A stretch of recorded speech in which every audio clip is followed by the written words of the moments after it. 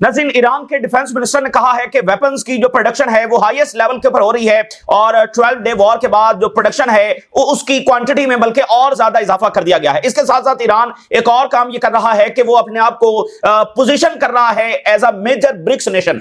वो ब्रिक्स के लिए जो एनर्जी और इंफ्रास्ट्रक्चर की हब है उसके तौर पर अपने आप को पोजीशन कर रहा है और इससे ईरान इकोनॉमिकली और मिलिटरीली दोनों हवालों से बहुत ज्यादा मजबूत होने जा रहा है, क्योंकि जो बाकी ब्रिक्स है वो यहां पर इन्वेस्टमेंट करने जा रहा है और ईरान मरकज होगा तिजारती रास्तों का, एनर्जी रूट्स का। तो इस हवाले से ये ईरान को बहुत ज्यादा एडवांटेज हासिल होगा। तो यही वजह है कि इजराइल और अमेरिका फिल फॉर ईरान पर हमला करना चाहते हैं और उसके दो मकसद है। एक, चूंकि नेटो की जंग ब्रिक्स के साथ भी समहाउ शुरू हो चुकी है, क्योंकि ब्रिक्स ही वो पावर है जो मल्टीपोलर वर्ल्ड ऑर्डर की तरफ जब वो लेकर जा रही है। पैरेलल फाइनेंशियल सिस्टम वो बना रहे हैं, जो सुपीरियर वेपन्स हैं वो बना रहे हैं, जो टेक्नोलॉजी है उसमें ब्रिक्स नेशन जब लीड कर रही है जिसमें चाइना सबसे ज्यादा आगे है।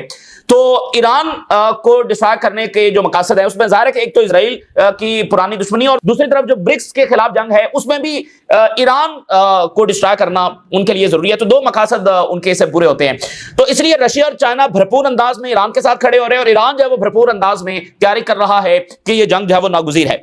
दूसरी तरफ गजा फलस्तीन इशू, इसका मुस्तकबिल क्या है? तो देखिए, इजराइल ना ही किसी मीनिंगफुल और डिप्लोमेटिक अंदाज के अंदर और टेबल पर बैठकर इस मसले को हल करने के लिए तैयार है और ना ही कभी तैयार होगा। तो इस मसले में पॉज कहीं ना कहीं आते रहेंगे और अब पॉज भी कैसे होंगे, जैसे गजा में है जिसमें इफेक्टिवली एड भी उन्होंने रोकी हुई है, जिसमें इफेक्टिवली फलस्तीनियों को डेली मार भी रहे हैं, वेस्ट बैंक के अंदर एथनिक क्लिंजिंग कर रहे हैं, लेकिन फिर भी इसको सीजफायर करा दिया गया है। तो इस तरह के सो कॉल्ड पॉज भी आते रहेंगे, लेकिन इजराइल का कोई इरादा नहीं है इसको एक मीनिंगफुल रेजोल्यूशन के जरिए इसको हल करने का। तो इसलिए यहां पर मुस्तकिल जंगें जब तक इजराइल मौजूद है ये नागुज़ीर है। ठीक है, तो अभी आप देखिए क्या खबर सामने आ रही है कि अमेरिका गजा के बिल्कुल करीब, बिल्कुल आप समझ लेंगे उसके बॉर्डर के साथ एक बेस बनाने जा रहा है। उसका मकसद क्या है? मकसद है गजा में सीज फायर को मॉनिटर करना।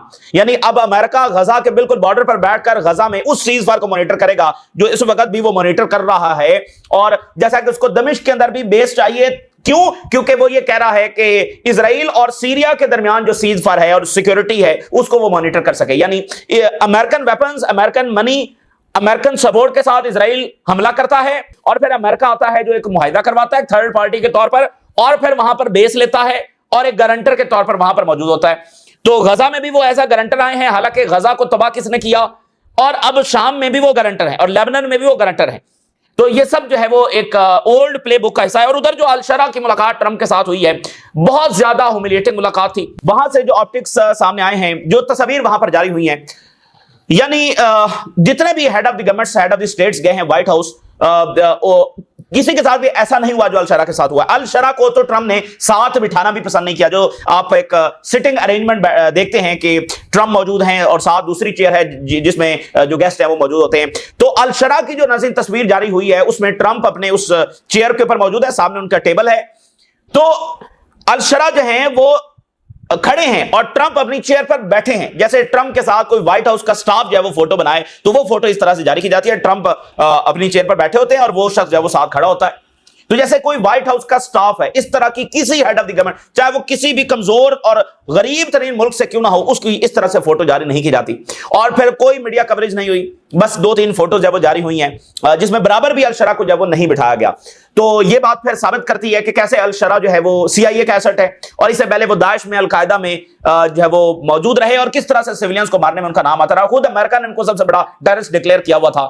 और फिर अल-शरा की जो एंट्री है वो भी साइड गेट से हुई है, यानी जो व्हाइट हाउस का रिवायती जहां से एंट्री होती है, ट्रंप बाहर आकर इस्तकबाल कर रहे थे, वहां से नहीं, साइड गेट से उनकी एंट्री जब करवाई गई। तो टोटल ह्यूमिलिएशन जब वो उनकी वहां पर हुई है। तो इधर सीरिया में अचानक जब झड़पें शुरू हो गई और अमेरिका कह रहा है कि इजराइल के साथ नॉर्मलाइजेशन की जाए और वहां पर अमेरिका को जब वो बेस दी जाए। तो इससे अब कैसे ये सामना करेंगे? बहरहाल ये साबित हुआ कि ये मुकम्मल तौर पर एक अमेरिकन एसेट थे और वो उनको वैसे ही ट्रीट जब वो कर रहे हैं। उधर यूक्रेन की नाज़रीन जो जंग है वो बहुत ज्यादा खौफनाक फेज की तरफ जा रही है, क्योंकि उसमें जो बड़ी पावर्स हैं वो एक दूसरे के मजीद करीब हो रही हैं, एक दूसरे के खिलाफ मजीद डायरेक्ट ऑपरेशन कर रही हैं। अब रशिया ने यह कहा है कि बरतानिया ने उनके खिलाफ उनके जो जहाज हैं उनको हाईजैक करने की कोशिश की है। यानी बरतानिया کے اوپر الزام لگ رہا ہے کہ اس نے ہائی جیک رشین پلینز کو کرنے کی کوشش کی ہے. تو یہ تو بہت ہی خوفناک بات ہے کہ بڑی پاورز جو ہیں وہ ایک دوسرے کے خلاف آپریشنز میں اور حملوں میں اس طرح سے ڈائریکٹ ہونے کی طرف جب وہ جا رہی ہیں. تو ظاہر اس کا نتیجہ کوئی اچھا نہیں نکلے گا اور یہ الٹیمیٹلی لیڈ کر سکتا ہے دونوں کے درمیان براہ راست جنگ کو, جسے جو ہے ایک عالمی جنگ قرار دیا جائے گا. تو سب سے پہلے ایران کے جو ڈیفنس منسٹر ہیں ان کی جو سٹیٹمنٹ اس وقت آئی ہے وہ یہ کہہ رہے ہیں کہ کوالٹی اور کوانٹٹی جو ہے وہ ہم نے اپنے ویپنز کی جو بڑھا دی ہے, پروڈکشن بہت زیادہ ہو رہی ہے, اس سے بھی کہیں زیادہ ہو رہی ہے جتنی اسرائیل کے ساتھ جنگ سے پہلے جس لیول کے اوپر ہو رہی تھی اس سے بھی کہیں زیادہ. Are currently higher than they were before what is known as the 12 day war. تو اس سے بھی کہیں زیادہ پروڈکشن جو وہ کی جا رہی ہے. اچھا, تو یہ کیوں کی جا رہی ہے؟ تو یہ تیاری جو ہے وہ اس بات کو کنفرم کر رہی ہے کہ حملہ ہونے جا رہا ہے. اچھا, اگر آپ دیکھتے ہیں ایران نے جو کیپیبلٹیز 12 دنوں کے اندر دکھائی ہیں, تو اگر اسرائیل اور امریکہ لاجیکلی بیہیو کریں تو وہ کبھی بھی ایران کے اوپر حملہ نہ کریں, کیونکہ وہ ایران کے اوپر اپنی ساری طاقت استعمال کر چکے ہیں اور پھر بھی ان کے مقاصد اچیو نہیں ہوئے. تو لاجیکلی اگر وہ بیہیو کریں تو ان کا ایران پر حملہ کرنا بنتا نہیں ہے. لیکن ظاہر ہے اسرائیل کا اور کوئی لاجک سے تعلق نہیں ہے. جنہوں نے جینوسائیڈ کی ہے وہ ذرا اس انداز میں تھوڑی سوچیں گے, اور نتنیاہو کو جو ہے وہ مسلسل پاور میں رہنا ہے اور پاور میں رہنے کے لیے اس کو مسلسل جنگیں چاہیے. تو ایران کے ساتھ جنگ اس لیے جب ناگزیر ہے, اور ایران کی یہ تیاری بار بار اس بات کو کنفرم کر رہی ہے. اس سے پہلے جو خبر ہے کہ 2000 میزائل جب وہ لانچ کر سکتے ہیں. اچھا, اس میں بڑی انٹرسٹنگ بات ہے, ایران کے پاس ایسے میزائل تو پہلے بھی تھے, پھر انہوں نے پچھلی جنگ میں 2000 میزائل لانچ کیوں نہیں کیے؟ دیکھیے, اگر آپ ایک دم سے اتنے میزائل لانچ کریں گے تو آگے سے اسرائیل جب وہ نیوکلیر بھی لانچ کر سکتا ہے, ٹھیک ہے نا, اسرائیل آگے سے نیوکلیر بھی اٹیک کر سکتا ہے.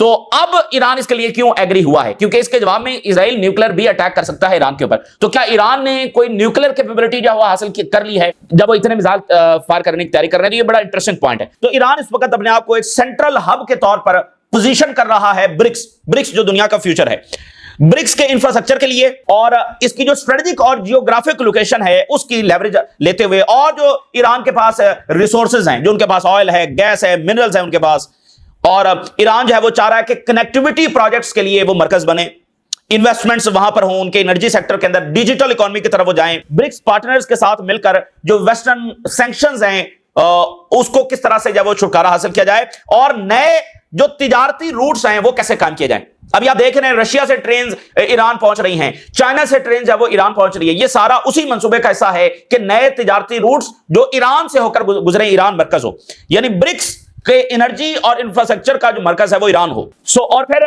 جو برکس نیشنز ہیں ان کی جو کنیکٹیوٹی ہے, مثال کے طور سینٹرل ایشین سٹیٹس ہیں, انہوں نے اگر واٹرز کو ایکسس کرنا ہے تو ایران ان کے لیے بہترین آپشن ہے. اور یہ جیسے رشیا سے سینٹرل ایشیا سے ایران, تو یہی کوریڈور تو یہاں پر بن رہا ہے. سو ایران از ریپڈلی ایڈوانس کر رہا ہے اپنے جو ٹرانسپورٹ روٹس ہیں تاکہ وہ میجر ٹرانزٹ لنک بن سکے. انڈین اوشن, مطلب اوپر سے رشیا نے اور سینٹرل ایشیا نے, ان سب نے اگر انڈین اوشن کو ایکسس کرنا ہے, اور یہاں سے انڈیا خود جو ہے وہ برکس نیشن ہے, تو انڈیا اگر سینٹرل ایشیا تک جانا چاہتا ہے تو وہ بھی اسی راستے سے جا سکتا ہے. ادھر سے رشیا اور انڈیا اسی روٹ سے ٹریڈ کر سکتے ہیں, سینٹرل ایشیا انڈیا کے ساتھ. تو انڈین اوشن کو ایکسس کرنے کے لیے وہ ایک میجر ٹرانزٹ روٹ کے طور پر اپنے آپ کو پریزنٹ کر رہا ہے. ریل روڈز یہاں پر بنائے جا رہے ہیں, اس کے لیے وہ کوشش کر رہا ہے. بندرگاہیں اور جو روڈ انفراسٹرکچر ہے وہ یہاں پر ڈیولپ کیا جائے. اور a key priority for connecting the BRICS member states, بھائی جتنی برکس نیشنز کا انفراسٹرکچر ہوگا ایک دوسرے سے تجارت کرنے کے لیے, ایک دوسری تک انرجی پہنچانے کے لیے, تبھی تو وہ ویسٹرن جو سینکشنز ہیں اس سے نمٹ سکتے ہیں. انرجی وہ ٹرانسفر کر رہے ہیں, آئل گیس کو ویسٹ پکڑ نہیں سکتا, ٹھیک ہے نا, تجارتی راستوں کے اوپر اس کا کوئی کنٹرول نہیں ہے, متبادل فائنینشل سسٹم بھی وہ بنا رہے ہیں. تو کنیکٹیوٹی جو ہے وہ سب سے زیادہ امپورٹنٹ ہے. سو رشیا کے ساتھ کوآپریشن بہت زیادہ آگے بڑھ رہا ہے, جس میں 8 نیوکلیر پلانٹس جو وہ اکراس دی ایران جو وہ بنا رہے ہیں. اور ایران کے پاس ایک اور پھر لیوریج ہے اور ایک اور کیپیبلٹی ہے, وہ یہ ہے کہ وہ شپنگ لینز کو جو ہے وہ نیویگیٹ کر سکتا ہے اسٹریٹ آف ہرمز کے تھرو. اس کے بعد یہ اسٹریٹجک لیوریج ہے, اور ظاہر ہے کہ اس سے برکس کو ایک بڑی اسٹریٹجک لیوریج حاصل ہو جاتی ہے کہ وہ شپنگ لینز کو کنٹرول کر سکتے ہیں. امریکن ڈالر کے اوپر ریلائنس ختم کرنے کے لیے ایران اپنے برکس پارٹنرز کے ساتھ یہ مل کر کام کر رہا ہے کہ الٹرنیٹو جو فائنینشل سسٹم ہے وہ لایا جائے. یعنی ایران اور برکس کے جو مفادات ہیں وہ ایک پیج پر ہیں, اور یہی وہ نئی ریالٹی ہے جو ایران کو دہائیوں کے بعد حاصل ہوئی ہے کہ ایک بڑا پاور گروپ جو ہے, بڑی نیشنز کا جو اتحاد ہے, اس کے ساتھ ایران کے مفادات سیم ہیں اور وہ ایران میں انویسٹ کرنے کے لیے تیار ہیں. اور اس کے ساتھ ایران ایک اور کام کر رہا ہے. ایران جو برکس نے ایک بینک بھی بنایا, IMF اور ورلڈ بینک کے مقابلے میں برکس نے اپنا بینک بنایا ہے, جس کے ذریعے ब्रिक्स कंट्रीज के अंदर डेवलपमेंट इंफ्रास्ट्रक्चर के प्रोजेक्ट्स जो हैं उनको फंड किया जा सके। तो ईरान कोशिश कर रहा है कि वो जल्द से जल्द जो है एनडीबी जो है ये बैंक, इसमें अपनी मेंबरशिप जो है वो हासिल करे, ताकि उसके इंफ्रास्ट्रक्चर और डेवलपमेंट प्रोजेक्ट्स जो है वो उनके लिए फंडिंग हासिल की जा सके। ये प्रॉपर उसका हिस्सा है। देखें, जो ईरान पर सैंक्शन लगी हैं वो भी तो पार्ट ऑफ द वॉर हैं कि ईरान को इकोनॉमिकली कमजोर किया जाए। इकोनॉमिकली जब कोई भी मुल्क कमजोर होता है तो मुल्क के अंदर अनरेस्ट बढ़ता है, लोगों को आसानी के साथ एक्सप्लॉइट किया जा सकता है, गुर्बत बढ़ती है, लोग बेचैन होते हैं, हुकूमत के खिलाफ बगावत करने पर उतर आते हैं। तो इकोनॉमी को ठीक करना ये अपनी सिक्योरिटी को ठीक करने के मुतरादिफ है। तो ईरान चाह रहा है कि इस बैंक की मेंबरशिप के बाद जल्द से जल्द वो फंडिंग हासिल कर सके, ताकि वो अपना इंफ्रास्ट्रक्चर, रोड्स, ये सारा कुछ वो बना सके। और फिर ईरान इसके ऊपर भी काम कर रहा है कि शेयर्ड कम्युनिकेशन नेटवर्क्स बनाए जाए। ब्रिक्स नेशंस आपस में कैसे कम्युनिकेट करेंगी, उसके लिए अलग नेटवर्क्स बनाए जाए जिसमें वेस्ट का कोई कंट्रोल ना हो। जैसे ईरान ने जो जीपीएस है उसको इस्तेमाल करना खत्म कर दिया है, और जो चाइना ने अपना नेविगेशन सिस्टम बनाया है उसको वो यूज कर रहा है। और चाइना का इसमें फायदा यह है कि ईरान कामयाब तजुर्बा करके दिखा रहा है, जिससे बाकी नेशंस भी इसको अडॉप्ट करेंगी। और एक ज्वाइंट इंडस्ट्रियल टेक पार्क जो है वो बनाया जाए for advance industries like artificial intelligence. इसके लिए ज्वाइंट जो इंडस्ट्रियल टेक्नोलॉजिकल पार्क्स हैं, यानी हब्स आप कह लें, वो बनाई जाए खासकर आर्टिफिशियल इंटेलिजेंस के लिए। कितने बड़े ब्रॉडर लेवल के ऊपर काम हो रहा है। इसलिए चाइना और रशिया इस बात को अफोर्ड नहीं कर सकते कि वो ईरान को लूज करें। ईरान का जो फोकस है इंफ्रास्ट्रक्चर के ऊपर within BRICS is part of the broader strategy. ये ईरान की उस ब्रॉडर स्ट्रेटजी का हिस्सा है कि वो इकोनॉमिक आइसोलेशन से निकले, ठीक है, इकोनॉमिक आइसोलेशन से निकले और वो कंट्रीब्यूट कर सके, जितने भी ब्रिक्स के इनिशिएटिव्स हैं उसमें जब वो अपना हिस्सा डाल सके, ताकि वो यूएस और वेस्टर्न जो सैंक्शंस हैं उसको बायपास कर सके। और इसके लिए वो क्या काम कर रहा है, डी डॉलराइजेशन में अपना हिस्सा डाल रहा है और न्यू फाइनेंशियल पेमेंट सिस्टम में अपना हिस्सा डाल रहा है। देखिए ना, मफादात सेम है, चाइना भी यही चाहता है, रशिया भी यही चाहता है, ब्रिक्स नेशन भी यही चाहती है मेजरली, जैसे ब्राजील ने खुलकर कहा। तो ईरान के लिए भी जरूरी है कि डी डॉलराइजेशन होगी, नया फाइनेंशियल सिस्टम आएगा। तो ये ईरान के उस आइडियोलॉजिकली, यानी वो चाहता है ना कि अमेरिकन हेजेमनी का वो चैलेंज किया जा सके, ताकि वो अपनी आइडियोलॉजी के तहत आगे बढ़ सके। तो ब्रिक्स की सूरत में ही पॉसिबल है। तो ब्रिक्स मेंबर्स के साथ लाइक चाइना, रशिया, जो ताल्लुकात हैं वो मजबूत किए जा रहे हैं। ज्वाइंट एनर्जी और इंफ्रास्ट्रक्चर प्रोजेक्ट्स जो वो बनाए जा रहे हैं। और इसमें हर्डल्स भी हैं, इसमें चैलेंजेस भी हैं, इसमें मसाइल भी हैं। और सबसे बड़ा मसला क्या है, इंटरनेशनल सैंक्शंस बहुत ज्यादा हैं, उनको ओवरकम कैसे करना। दूसरा, जो रीजनल राइवलरीज हैं like UAE, like Saudi Arabia, उनके साथ जो एक राइवलरी है, सऊदी अरेबिया के साथ तो काफी कम हुई है, लेकिन यूएई के साथ बहरहाल अपनी जगह पर कहीं ना कहीं मौजूद है। तो वो भी नहीं चाहते कि ईरान जो है वो इस तरह से ताकत जो हासिल करे। तो ये चैलेंजेस है और ये ईरान के इस वक्त गोल्स हैं। और इसलिए अमेरिका और इजराइल फौरी हमला करना चाहते हैं ईरान पर आने वाले दिनों के अंदर, शायद नवंबर के अंदर ही, ताकि ईरान आने वाले दिनों में और ताकतवर होगा और ज्यादा मजबूत होगा। सैंक्शंस कुछ काम नहीं करेंगी, उसको फाइटर जेट्स हासिल हो सकते हैं, वो न्यूक्लियर बना सकता है और इकोनॉमिकली भी मजबूत होगा। और ये जो सारा ईरान जो कंट्रीब्यूशन कर रहा है, ये अल्टीमेटली तो ब्रॉडर स्ट्रेटजी में मल्टीपोलर वर्ल्ड ऑर्डर के लिए लेकर जा रहा है। नए तिजारती रास्ते, सैंक्शंस का खात्मा, डी डॉलराइजेशन, नया फाइनेंशियल सिस्टम, ये क्या है, मल्टीपोलर वर्ल्ड ऑर्डर है। तो मैं ये नहीं चाहता। सो इधर गजा में क्या हो रहा है, गजा में बिल्कुल गजा के करीब यानी 500 यार्ड बिल्कुल गजा बॉर्डर से अमेरिका जो है वो एक बेस प्लान कर रहा है, massive US military base plan near Gaza.